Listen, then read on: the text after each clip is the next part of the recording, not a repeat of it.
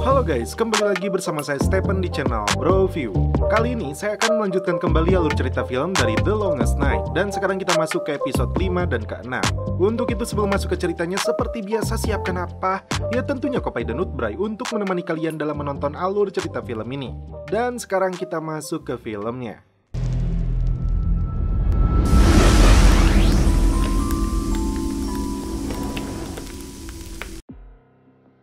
Di awal film, Sarah mendapat pertanyaan dari Cherokee tentang tujuan kelompoknya menyerang ke penjara ini. Sarah tidak tahu persis, tujuan mereka adalah mencegah Simon berbicara dengan hakim. Dia juga mengaku memasang pengacau sinyal setinggi mungkin. Bastos lalu meminta protofon yang dipegang Sarah. Randa kembali dihantui halusinasi teman wanitanya. Lalu dia bisikan sesuatu kepada Cherokee. Terkejut dengan apa yang dikatakannya, Cherokee merebut pistol untuk menodongkannya kepada Dr. Espada.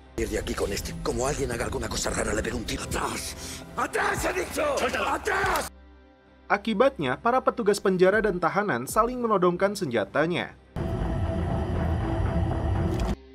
Di sini terungkap kisah masa kecil Sarah yang sejak SD hingga SMA mendapat banyak trofi dalam kejuaraan hingga Olimpiade Matematika. Tak disangka ada sisi buruk dalam dirinya, yaitu membunuh kedua orang tuanya. Dan akibatnya, Sarah pernah mendekam di penjara ini. Suatu hari, Sarah dibebaskan dan orang yang menjemputnya adalah Leonie.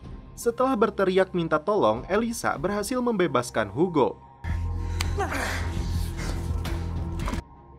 Hugo langsung mengejar Macarena yang menyandra Simon, sedangkan anak-anaknya dia titipkan kepada Elisa.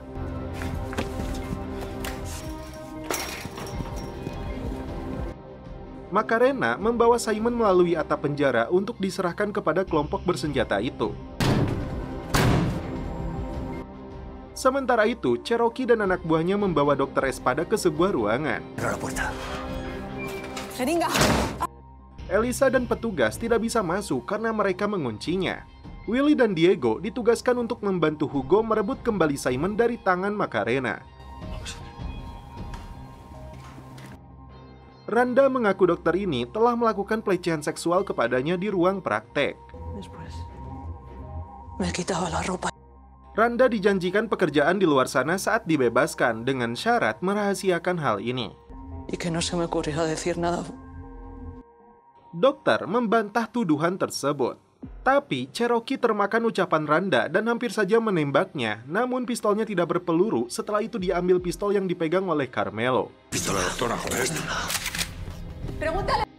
Sebelum menarik pelatuknya dari balik pintu, Elisa mengingat sosok Emma, wanita yang sering kali muncul dalam halusinasinya Randa. Cherokee terkejut saat Elisa mengangguk melihat sosok Emma. Kini, dia berpikir jika Emma mengalami gangguan jiwa. Emma menyuruhnya mengatakan itu semua agar Cherokee membunuh dokter ini.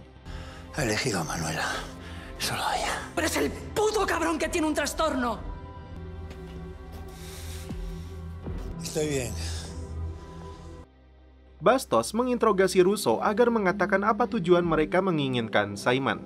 Oknum polisi ini tidak mau membeberkan alasannya. Justru dia balik mengancam Bastos untuk segera membebaskannya. Russo pun tahu seluk-beluk Bastos dari mulai nama lengkapnya. Sudah bekerja di lapas ini selama 11 tahun, termasuk mantan istri dan anaknya. Oknum polisi ini pun tahu jika kolega Bastos telah melaporkan tindakannya yang berlebihan saat memukuli tahanan. Meskipun operasi ini tidak semulus yang direncanakan, Leonie menugaskan Richie untuk menuntaskannya karena petugas itu akan menyerahkan Simon di atap penjara.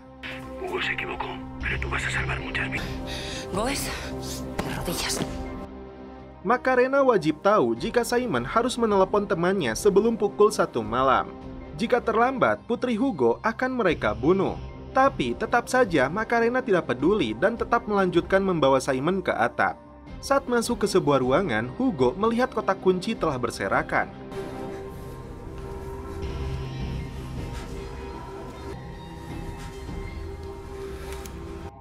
Dia susun kembali kunci tersebut agar tahu tujuan Macarena membawa Simon.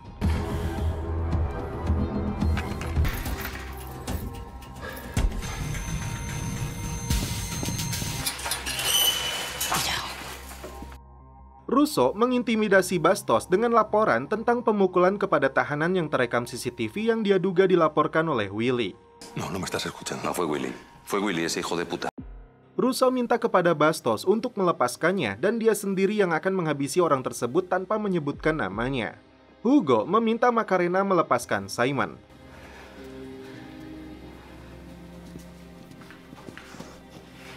Un ruido. Sé que has matado. Lo hice porque era mi deber. Karena melalui panggilan radio, kini Leoni tahu ada pihak lain yang menyandera putri Hugo. Jika itu benar, Leoni bisa membantunya, tapi Simon berdalih hanya dia yang bisa melakukannya. Simon tidak bisa menjelaskan otak dari semua peristiwa ini yang dia sebut adalah temannya. Un amigo mío. Dan ini terlalu rumit untuk dijelaskan. Sepertinya Russo baru tahu jika Sarah adalah mantan tahanan di penjara ini. Russo cukup terkejut lalu meminta Bastos membawanya ke sini. Que traigas a esa chica. Sementara itu, Ray mengajak Sarah untuk membuat perhitungan kepada para oknum polisi itu yang telah menjebak hingga dia terkurung di penjara ini. Quiero segundo que paguen por lo que me hicieron. Cherokee sendiri dihantui keraguan cerita siapa yang mesti dia percayai. Antara kekasihnya si Randa ini atau Dokter Espada.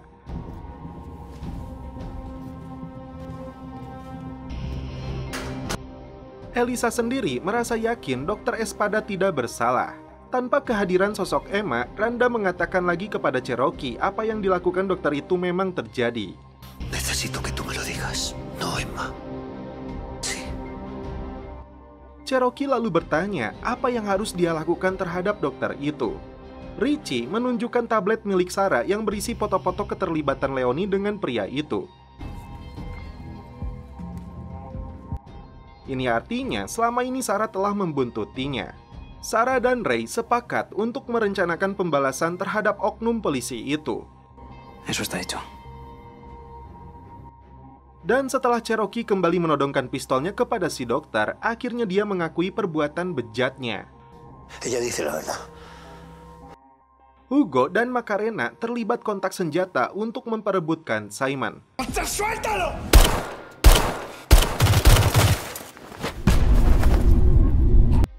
Mantan polisi ini bahkan hampir mati dicekik oleh Simon. Setelah berhasil bangkit, dia mencari keberadaan Hugo yang ternyata sudah pergi. Levántate. Dokter Espada tidak mengelak lagi, lalu Cherokee membawanya ke sebuah ruangan. La toqué. Que si decía la verdad. Cherokee! Que cambiara. Penguasa penjara ini menarik pelatuknya beberapa kali, namun ternyata dia tidak membunuhnya. Tahanan yang lain pun tidak tahu jika Espada masih hidup. Sampai di atap, Macarena hendak menurunkan Simon menggunakan selang pemadam. Una rata me vale. Muy bien. Tiba-tiba, Hugo muncul dan langsung mendorong Macarena hingga terjatuh ke bawah. Tindakan ini terpaksa Hugo lakukan karena keselamatan Laura lebih penting.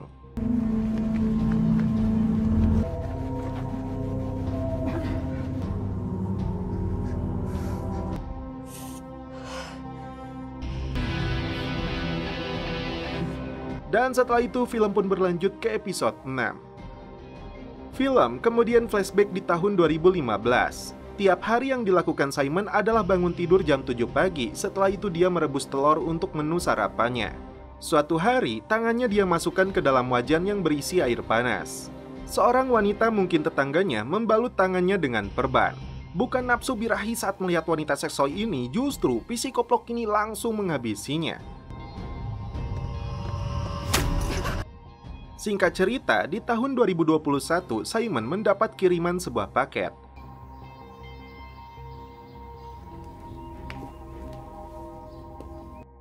Tampak di rumahnya terdapat seorang pria yang sedang disekap sudah berlumuran darah dengan tangan terikat dan mulut dilakban. Paket itu berisi sebuah ponsel, lalu ada panggilan masuk nomor tidak dikenal. Siapakah yang telah menghubunginya ini? Setelah gagal mendapatkan Simon, dia menyuruh anak buahnya untuk bersiap karena tidak lama lagi mereka akan menerobos masuk. Yang dia heran, siapakah yang telah menculik anak dari kepala penjara ini? Richie pun mempertanyakan bagaimana Simon mengatur penculikan dan dari mana dia tahu akan dikirim ke Baruka. Elisa mengatakan kepada Bastos jika Cherokee telah membunuh Espada. Dia meminta Bastos untuk masuk ke sana. Willie dan Diego akhirnya menemukan Hugo dan Simon. Willy, Bastos, espera. Willie lalu bertanya di mana keberadaan Macarena. Simon mengaku dia yang telah mendorongnya dari atap. Willie sempat emosi karena dia lagi dekat-dekatnya dengan Macarena. Satu-satunya cara agar mereka bisa menghubungi dunia luar adalah dengan menaiki atap blok hijau. Vamos. Bastos dan beberapa penjaga lainnya bersiap melakukan serangan saat pelaku sedang membobol pintunya. Tak diduga, mereka menjadikan Sandra sebagai tameng. Pintu tersebut kembali ditutup, tapi sialnya seorang petugas terkena tembakan. Cherokee sendiri mengajak seluruh tahanan untuk kabur melalui lubang toilet yang berada di gimnasium. Terowongan itu mengarah ke pipa pembuangan penjara ini. Hanya satu kunci lagi yang mereka butuhkan dan itu berada di tangan Bastos. Sarah diam-diam mengajak Ray menjalankan rencana mereka sendiri. Sarah berjanji akan mendapatkan rekaman CCTV di hotel tempat Ray dijebak. Untuk menyingkirkan orang-orang ini, Sarah membutuhkan pistol. Rosa dan pria ini mendapat pesan suara untuk membunuh gadis itu jika Simon tidak menghubungi mereka sampai pukul 1 malam. No sabemos quién es ese tal Simón. Sesampainya di gerbang blok merah, Hugo kembali menyusun rencana untuk menghadang para polisi bejat ini yang berencana menerobos masuk, sedangkan dia sendiri harus naik ke atap blok hijau untuk mendapatkan sinyal. Estamos seguros de que en el tejado haya cobertura. Tengo que intentarlo. Diego, llevaoslo. Tú conmigo. Sebuah mobil yang terparkir di sana akan digunakan dalam rencana ini. Masalah mereka bertambah karena Cherokee dan para tahanan lain punya rencana sendiri. Nur dan Javi memikirkan penawaran Cherokee untuk ikut kabur dari penjara ini. Tersisa hukuman 7 tahun lagi bagi si Nur, sedangkan Javi 16 tahun karena telah membunuh 6 orang. Mereka adalah teman-temannya sendiri, tapi Javi tidak bisa mengingatnya sama sekali. Hago cosas que después no soy capaz de recordar. Saat persidangan, dia melihat foto jasad para korban yang dibunuhnya. Javi memutuskan untuk tetap tinggal di penjara ini. Tidak mau mati konyol, Nur mengajaknya untuk ikut kabur, setelah itu mereka bisa menyerahkan diri lagi. Ray berhasil mendapatkan pistolnya yang dia tunjukkan kepada Sarah. Bastos lalu memborgol tangan Simon di ruang monitor. Dia bertanya kepada Hugo siapakah yang telah melaporkannya. Ternyata bukan Willy, tapi Hugo sendiri yang melakukannya. Mereka berencana untuk melepaskan Russo agar mereka berpikir kita telah menyerah. Sebelum itu, Bastos memberikan kunci akses yang menuju atap. Simon memberitahu Hugo untuk menghubungi nomor ponsel putrinya sebelum pukul 1. Dia cukup mengatakan Valentina menunggumu. Confío en ti. Tú confías en mí. Saat Cherokee dan para tahanan akan menjalankan rencananya untuk kabur, Ray dan Sarah langsung melarikan diri. Sementara itu, Bastos memotret Russo agar kata-katanya bisa dipegang. Bastos melepaskan borgolnya, tapi oknum polisi ini harus berjanji agar tidak ada korban lagi dan dia meminta laporan tentang dirinya dihilangkan. Willy sendiri berhasil memperbaiki mesin mobil yang akan digunakan Hugo untuk melawan. Russo lalu menghubungi rekan-rekannya jika dia telah mendapatkan Simon dan akan segera membawanya. Oknum polisi ini kembali menggunakan Sandra sebagai tameng saat pintu dibuka. ¡Vamos!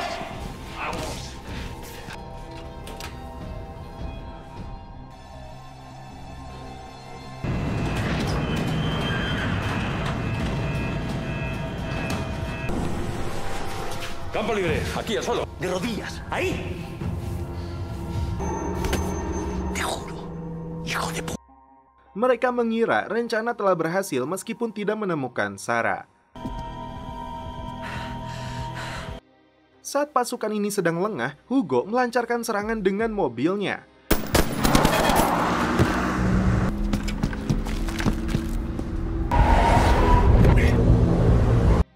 Satu persatu oknum polisi ini ditabraknya.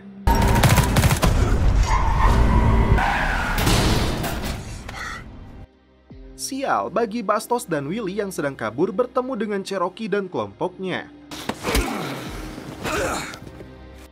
Setelah dihajar, Cherokee merampas kuncinya, tapi tiba-tiba para penjahat ini muncul melepaskan tembakan. Cherokee pun tidak luput dari pemukulan. Waktu menunjukkan jam 1 malam kurang 5 menit. Rosa sudah bersiap dengan pistolnya. Ternyata mereka dipaksa membunuh Laura karena ancaman dari Simon.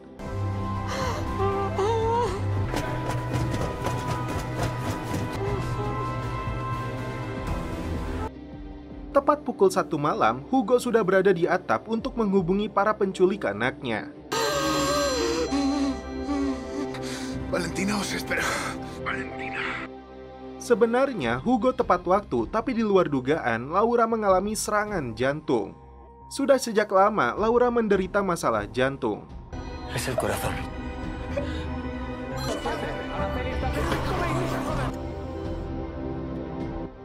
Film lalu flashback 6 jam sebelumnya.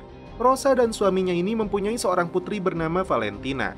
Anaknya itu disuruh bersiap pergi ke rumah neneknya. Dia mendapat kiriman paket berisi jarum suntik dan obat bius, lalu sebuah pistol dan ponsel. Dari sinilah anak mereka diculik agar Rosa dan suaminya melakukan hal yang sama terhadap Laura. ¡Valentina! Leonie berhasil naik ke atas atap menodongkan senjata kepada Hugo yang sudah pasrah.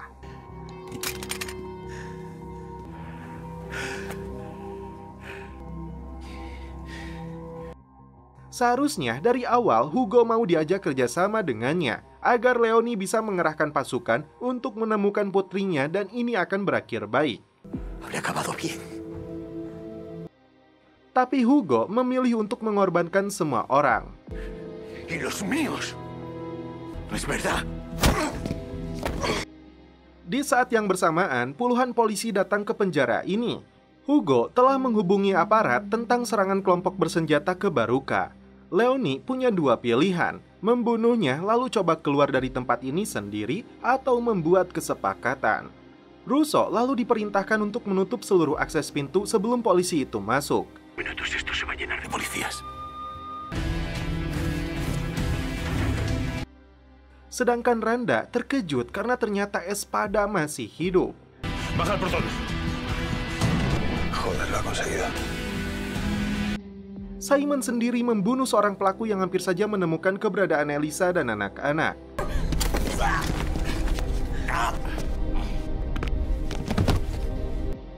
Belum terungkap kisah sebenarnya, tapi dalam sebuah foto terpajang Rosa dan istrinya, lalu Hugo dan pria yang memberi perintah penyerangan ini, mereka semua ternyata saling mengenal. Dan karena sang sutradara belum merilis episode selanjutnya, maka dari itu film pun berakhir. Oke guys, terima kasih yang sudah menonton sampai episode 6 ini. Salam perfilman duniawi, keep enjoy.